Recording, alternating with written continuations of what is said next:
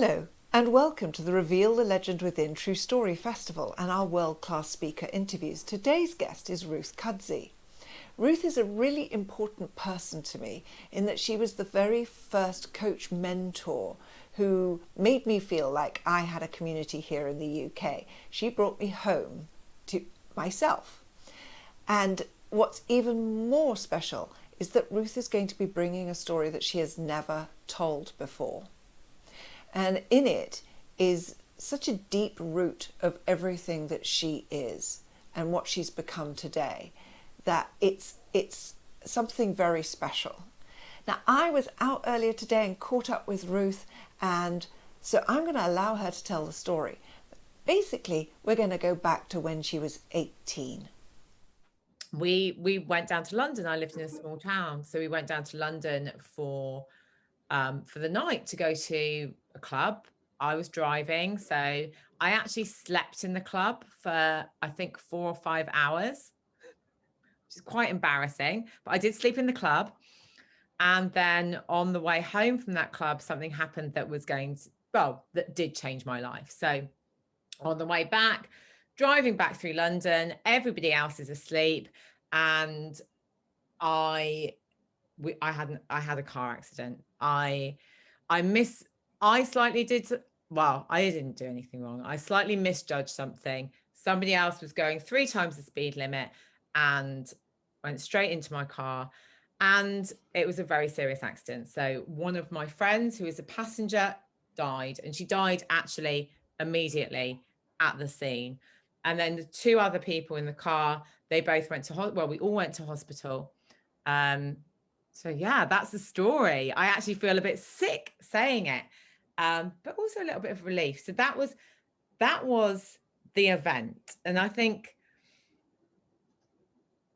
that happened. And then I was very much in a kind of, well, is this even my story? Because I'm the one that's okay here. And I was actually the one that physically, I didn't have anything on me. I didn't even have a scratch. So again, that's like that difficulty of, I've been in this situation where I was driving. So you've got that culpability that, even though the courts and everyone else says that you are not culpable, you still feel that culpability because you were driving. And then Somebody died on your watch, as it were. Someone died on my watch. And, as a driver of a car, I'm meant to be keeping everybody safe. So I can't mourn for this. I can't feel bad for this because I can't feel sad or angry or any of those emotions because I feel guilt strongest.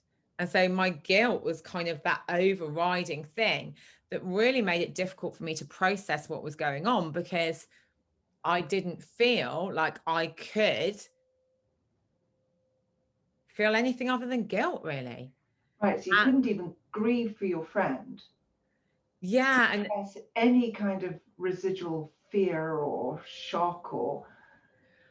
I was definitely in shock. Like now, because now I know so much about how the brain works, and the brain works with trauma. I can't really remember like a lot of really the next 2 years. And admittedly, I was sedating with drink and some other things as well. So that might be part of the reason. But yeah, I can't remember a lot of it. And I know that that's because when you have intense trauma, your brain shuts off. And really you go into that survival mode. So you're not encoding new memories, because you're just kind of right, okay, your body and your brain is just saying, like, let's just keep her alive. Let's just keep her going, because we can't really do much else with her at the moment. And that's where she can't thrive. So let's just keep her alive. She definitely can't thrive. She definitely, if she had seen an Instagram meme saying thrive rather than survive, that would not have been very appropriate for her right then. No. And look, what I'm hearing in there is that the story was somebody else's. It was your friend's. And so you weren't even allowed that part of it. Yeah, it was not my story. That was not my story. So what did you do? What was your story in it? My story was and this is quite interesting, actually. My story was one of survival, and my story was one of rewriting, because there's a couple of things, and they've just come to me. But my name, Ruth, I was named after one of my dad's girlfriends who had a really serious car accident. So there was this kind of, I know, which is, I think that she was okay. I don't know that much about it. My dad isn't here anymore to ask him. But that was, I kind of had always known that growing up, and it wasn't that I was named after, it was that he liked the name and that's why he'd heard the name, and my mum liked the name too. So there's this kind of like, there was a weird energy about that. But there was also this thing that I remember really clearly amongst all of this, thinking, well, I have a choice. So I have a choice, either that this becomes my consuming story, where this is like really is impacting everything on my life. And really that choice then looked like me going into a pit of despair and not coming out of that pit. It looked like probably me staying in the town where I was from, and people is saying, oh yeah, well, when she was 18, something really bad happened to her. That's that lady. That's that girl. Yeah. Yeah. She had a whole life ahead of her, but she didn't do anything with it. And I think, like, very early on, actually, in the first couple of weeks, I kind of realized that I had a choice on a conscious level, and probably on an unconscious level, that I could, like, that this didn't need to define me. And it was helped in part by a counselor who told me that it would define me. And that kind of inner rebel was like, how can you be telling me right now that this is going to be the defining point of my life, in the fact that I'm never going to be able to move away from this story? I mean, to be fair, here we are talking about it Yeah. and how it's shaped your life. Yeah. But back then, it was, I don't want to be introduced as the girl who was driving the car. Yeah. I In do that way, you not didn't want want, to be defined. yeah, I don't want that badge. I don't want people's sympathy. Yeah. Or blame. I mean, I didn't want sympathy or blame. Of course I didn't. And you were 18. Yeah. And you were like, you say about these choices, the staying where you are and getting the name, getting Yeah. that being the story everybody tells about you, small town. So where did you go? Well, obviously, where would you go when you want to get away from a small town? I went to Australia. Where's the furthest place that I can go? And The other side of a date line. Yeah. Okay.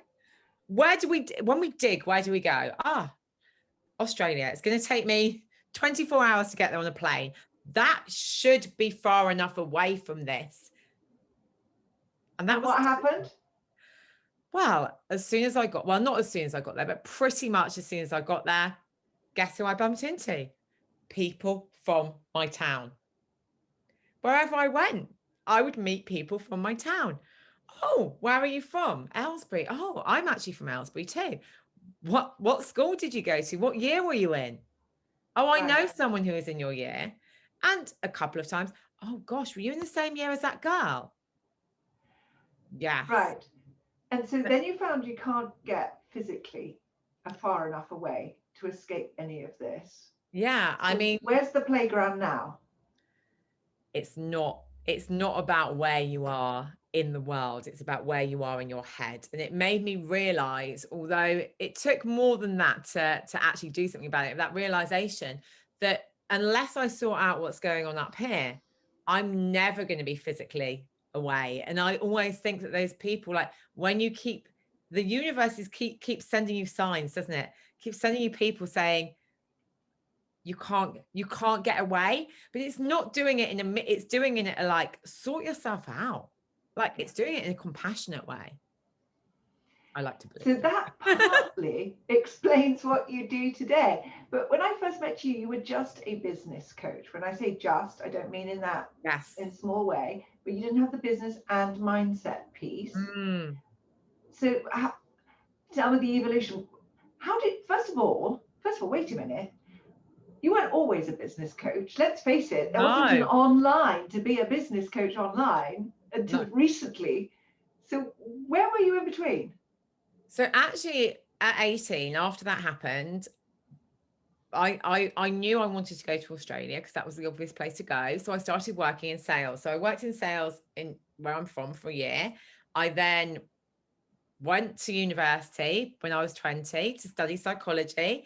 And then when I finished that, I actually went away again, came back, had no money. So I worked in recruitment. So I then, I thought that money might solve this problem. Money, if I had the money, then that would solve that feeling that I wasn't good enough. And that feeling that maybe I shouldn't be there. There was always that feeling like, maybe I shouldn't really be here. Maybe it was meant for me. Maybe I was supposed to be dying. Yeah, maybe that was meant for me. So I shouldn't really be here. So I know I'm just going to, like, if I make lots of money, that will make me feel like I should be here. I've earned my way here. Yeah, doesn't work. Drinking champagne also doesn't work. Buying designer shoes also doesn't work. Men don't work. Like hot boyfriend. No, they don't work. They don't work. None of that works. That isn't true. So I did all of that. I mean, I was even living in New York, and it looked great. If there'd been Instagram there, I was probably living an Instagrammable life, for that second when you take a photo. But then there was the rest of it. And I realized that, I was creating all of these ways to escape.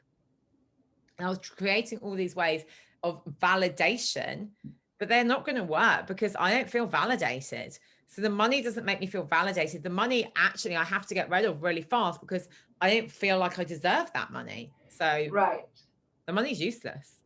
And none of it makes you feel like you were worth being alive. No, none of it does that. So actually, what is the purpose? So then I decided to retrain as a teacher. And I retrained as a teacher, and I found like there was definitely some purpose in me helping others. So I did that for 12 years. And during that time, I did a master's in psychology as well. And I really started getting into coaching and being introduced to this idea that we can help other people. I actually looked at CBT as well, but that didn't resonate. So I did more and more study. But again, I was like, well, who am I to do this? Like, nobody I know has got an online business. I don't really know what an online business is. I just knew that I wanted to coach. So what I did is I started coaching. I just started training and I started doing it. And then I somehow got into the world of the online. And all that time, I didn't think that people would really believe that mindset and psychology and all of these things were important. And bizarrely, because that had been my whole journey, I've been working on my mindset that whole time. And I didn't really think that anyone would buy it. So I thought, what will they buy? Business. Well, I know business. I can help people with business. So I was doing what I thought. However, I wasn't doing what I really wanted to be doing. Well, and if I, because I came along in somewhere in the middle of this, but there's that thing of like, people want business, and I'll do mindset in the background. Yeah, I won't really tell them that I'm going to do mindset because I don't know if they want it. They don't want that. Yeah. And I'll give them what they want, and I'll give them what they need here. But one of the things I noticed is that you rapidly, I mean, you're one of the most authentic people I know. Thank you. But you rapidly, there's that old marketing thing, and this is something I talk about. The marketing thing is like, and you know what the real secret sauce is? Be authentic. And you're like, well, how can you be authentic when you're doing it in the background and lying about it and only giving people what they want at the front door? And it's, I'm always like, well, how you bring authenticity to the front door is your story. But what I've watched you do is bring all of it to the front door and go, no, you are going to need mindset. There is nothing in this world that doesn't work better with better mindset. Nothing. Oh my gosh, nothing. And now you started telling everybody it's what they need. even if they don't know they want it. Yeah, and actually it's so much more interesting. You know, the reason that I got up and went to those lectures at 9 o'clock in the morning, why? Psychology lectures were 9 o'clock in the morning, 9 o'clock on a Monday morning, every single year of my university. Leeds University, what were you doing to us? So I was at the majority of those lectures because I was really interested in finding out how the brain worked and what was going on in those neurotransmitters that were making me feel depressed. Oh, that might have been the drugs that I was taking at the weekend. But what was going on in all of these things? Like, why was I feeling like this? But yeah, I kind of, and I also went down that route, which we all go down, Melanie, where I was like, but I'm not a psychologist. I'm not a psychologist. I'm not a neuroscience scientist. So who am I to say? Who am I? I'm not a positive psychologist. And I actually had that realization where I'm like, okay, I've got a master's in psychology. Which I got by turning up at 9 o'clock in the morning, every single lecture, despite the drugs and the alcohol that was part of the student life, Yeah. which I was slightly leaning on because I'd had a trauma. Yeah. Yeah. I mean, I think I was more than slightly leaning on them. I think they were like my mini me at that point. But yeah, so and I realized actually, because I was saying, like, you know, mindset's really important. Like, other people can help you with it. And then I was like, okay. And all of my clients were like, but you do mindset. And I was like, oh, okay. So you don't need to have all of this stuff over here. And interestingly, now I actually train coaches. So I've kind of come even further, and I train them in neuroscience-based approaches. I train them in positive psychology-based approaches. I train them in personality-based approaches. And I've got all of the experience and the training to do that. And it's like, I've come full circle from that 18-year-old, well, actually from that 20-year-old who started studying it, because now all of the stuff that I know, I'm training people in and I'm talking about. And guess what? Everyone likes it, Melanie. And I'm thinking, was I the last person on the boat who realized that everyone likes it? But you have this thing where you grow people who grow businesses. That was my impression. You came up with that for me. And it is all an evolution. But when you look back and now everything makes sense, is there some sort of like wholeness? Is it how's first of all, you're here talking about that 18-year-old and that incident, which must mean you're ready to. Yes. And I think there was always this fear of being exposed. Oh my gosh, this fear of being exposed. Really, really interesting that we have this fear of being exposed. And my fear was that people would talk about that, and then that people wouldn't like me because of that. And I even remember having this client, and I'm not going to name her because she may be listening to this, and she'd lost her mother in a car accident. And I thought, oh my gosh, if she ever knew, she wouldn't like me. And then my rational brain is, no, because she's a very smart lady and she would realize that that's got nothing to do with her mother. But there was still that fear of being judged by this. And that if I spoke about it, that people might not like me. Because throughout all of this, the most important thing for me for many years was to be liked. Because again, that's giving me that kind of, you know, if somebody else likes me, I can't be that bad. And now, don't really care. Like, and that doesn't mean that I don't want people to like me and I don't want to be around people and everything like that. But I realize that I can't control that. And the way that I feel good is from in here. See my stomach? You can't see that I'm pointing at that. In here, me, I like myself, and I like myself, and I accept that darkness and the light, and the fact that I'm not perfect, and the fact that I'm fallible, and the fact that I've made mistakes, and the fact that this is part of me, so I can now share it. And with that comes so much release and relief.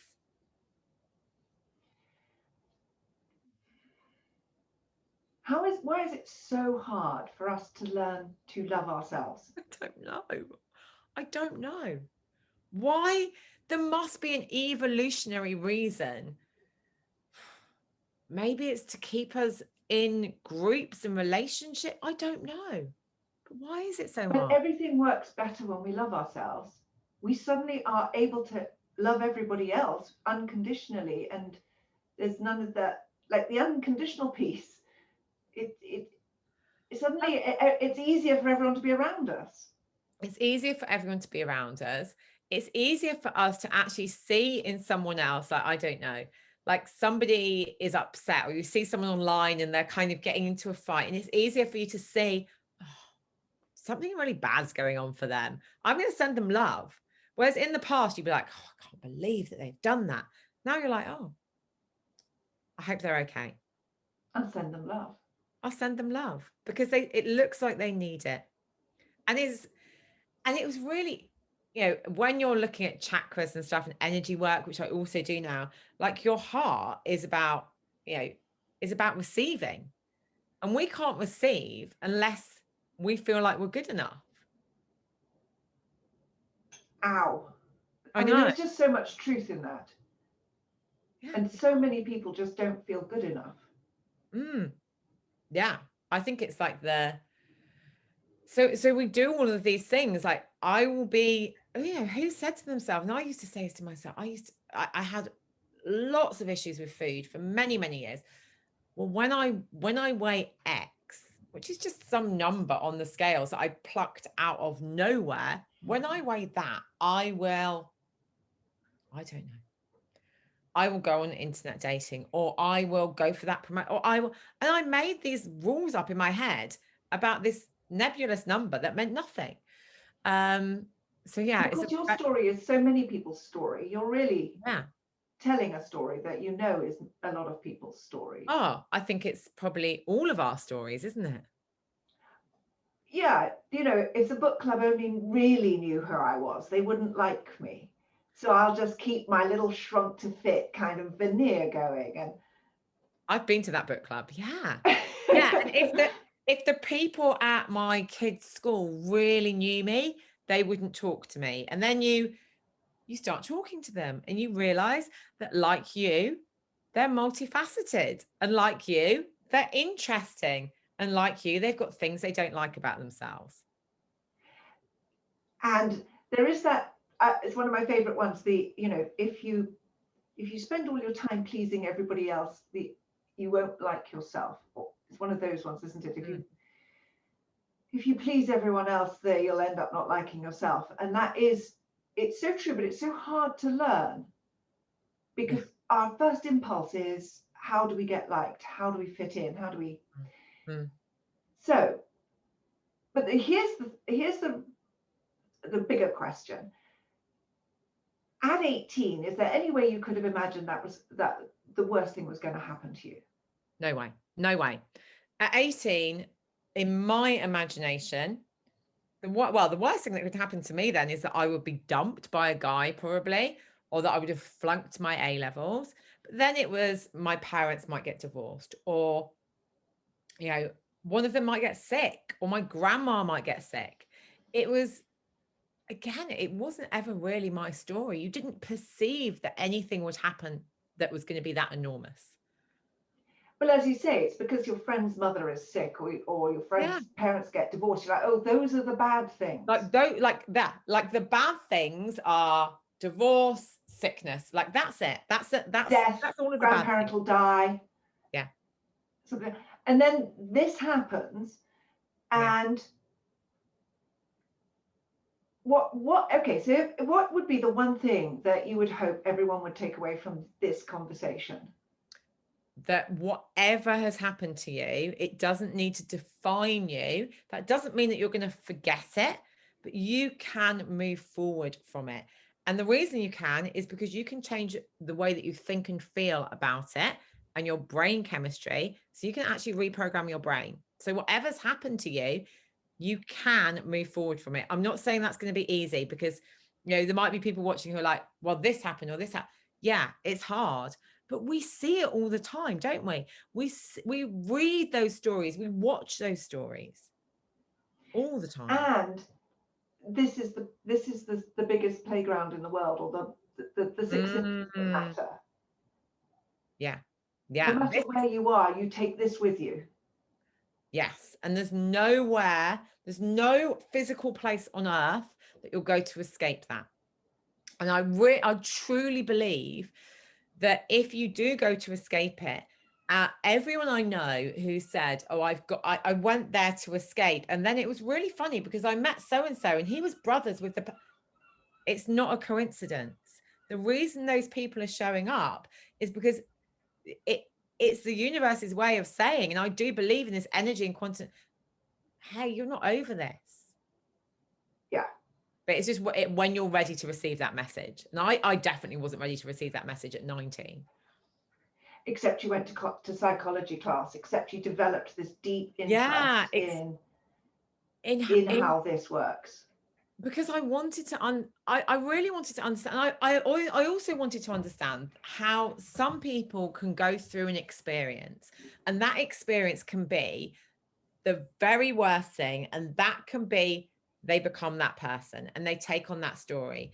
Whereas some other people, they can go through a similar experience or the same experience actually, and they can, not straight away, I'm not saying, and then they thrive, because that isn't true, but they can work through it and then they can thrive and then they can step into their purpose and then they can do all of those things. Yeah. And it is entirely our response to it, or at least this is plastic, or this is plastic. It's our response. We cannot control what happens to us. Let that sink in. We can't control it. The fact that something happened to you when you were a child, that is not your fault. But we can make a conscious and an unconscious decision about how we're going to respond to that. And that's going to be more difficult for some people than others. If you're a child compared to an 18-year-old, compared to a 40-year-old, we've got different levels going on here. Yeah. But nevertheless, no matter where we are or what happens to us, wherever and whenever, within us, we do have an ability to respond. They call it the responsibility, ability. And I know this is what you would say, but would you say that has been the biggest contributor to your success? Yes. And I think it's helped me build resilience as well. It's helped me.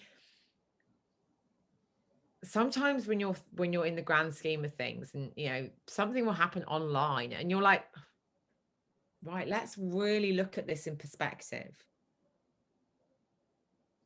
Is everyone still alive? Yes. We're okay then. We're okay. We haven't gone there. We're okay. And the magical thing is we just went on a retreat, which we had to postpone because of lockdown, and then slot in just before the new lockdown. I know. Yeah. And I think it was the first time I'd left my house in like 8 months or whatever. But it was a truly restorative 5 days. And this is what your beauty, your gift, your superpower is, the ability to hold space for different personalities and just give them permission to just become themselves and just be there. You accept, and that in turn gives them permission to accept everybody else, and then somewhere along the line start accepting themselves in all of that. And it's very, very magical what you do, because you do it as though you're not really trying really hard. Like being around you is like being around your best schoolmate.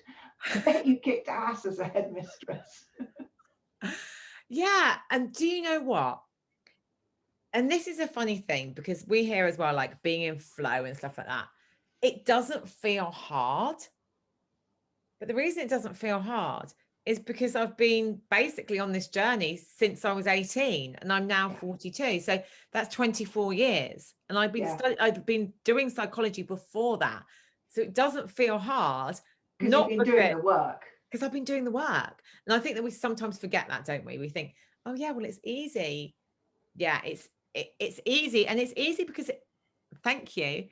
I feel it is my superpower. And sometimes I'm like, I can't believe that I'm getting paid for this. Like, this is just bonkers. But When you're at that unconscious competence stage, right? Yeah. Of just it's 20 years of work. Yes. This is when it comes together.